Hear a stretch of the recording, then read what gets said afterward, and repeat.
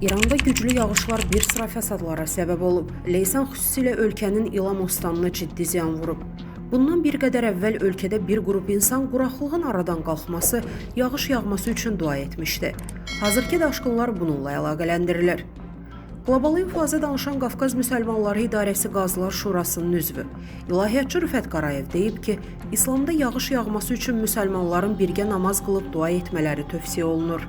Stat: hansı ölkədə olmasından asılı olmayaraq duanın gücünə inanmaq şərtdir. Bu əməlin açmadığı bağlı qapı yoxdur. Bunlardan biri də yağışın yağması üçün edilən duadır. Mədinədə Qaməmə adlı məscid var. Mənası bulud deməkdir və bu cür adlandırılmasının səbəbi yağış yağmadığı zaman həmin yerdə Allahın Rəsulu və səhabələrin birgə etdiyi dua olub. İstənilən halda və bütün dillərdə dua mühüm bir ibadət hesab olunur. Statın sonu. Qeyd edək ki, noyabrın 15-də yüzlərlə insan paytaxt Tehranın şimalında cəmi 2 həftəlik suyu qalan məscidə toplaşaraq yağış duasını edib.